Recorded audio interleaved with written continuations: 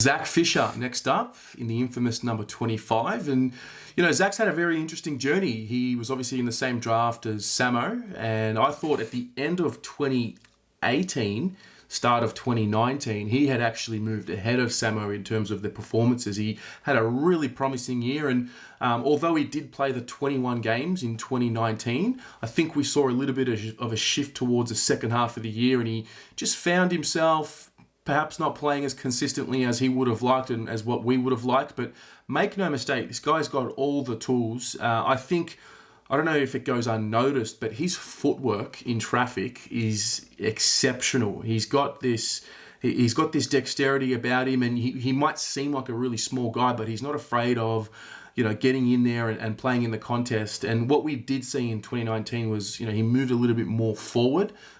Such was the creativity that he does possess. I guess we wanted to try something like that moving forward. Now, what does that mean for 2020? I'm not really sure, because you look at guys like Jack Martin who have come in, and you think, and from what the club have really spoken about, you think Jack Martin's going to play as that forward/midfield type role. So does that mean Zach Fisher plays more as a permanent midfielder?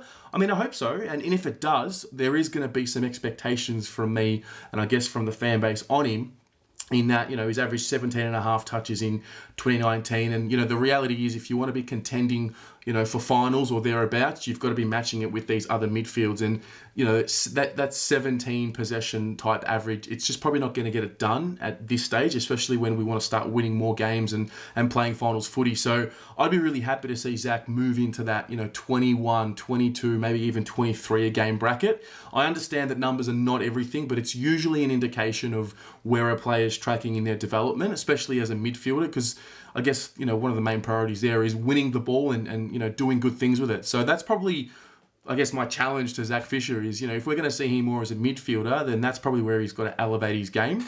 I think he probably copped a little bit of criticism throughout the year, probably because of how good his 2018 was. And, when you look at it in context, yeah, he had a pretty good year in 2018, but we were a terrible team. We won 2 games for the season. So you can't expect those same numbers in a team that gets a little better. So that's something that probably I need to be mindful of as well. I think the main part is, and the main lesson from last year is, we don't know what the role is on the inside of the football club. We don't know what David Teague's going to have him doing game to game. We don't know what the instruction is unless it gets revealed. But the one thing I do know is he's got the talent.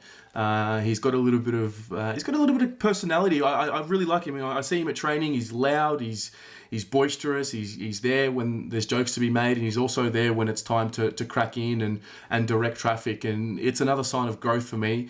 If you have a look at Zach Fisher when we drafted him, he was just this skinny, little boy with, the longer hair, and he had a little headband, and he's really started to grow up, a lot. It's significant, and it's crazy how time's flying by. Before we know it, this guy's going to be an 8, 9, 10-year veteran of the club, and I'm really looking forward to seeing where he grows. I think adding layers to his game now is the most important thing. Consistency.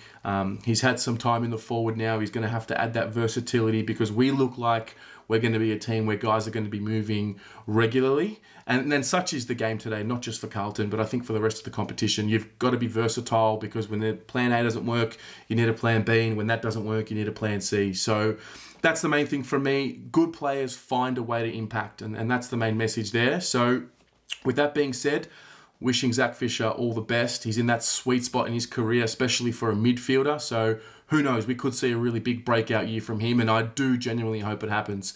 What about you? Where does Fish play his best footy? How do we go about getting the best out of Zach Fisher in 2020? Let me know in the comments below.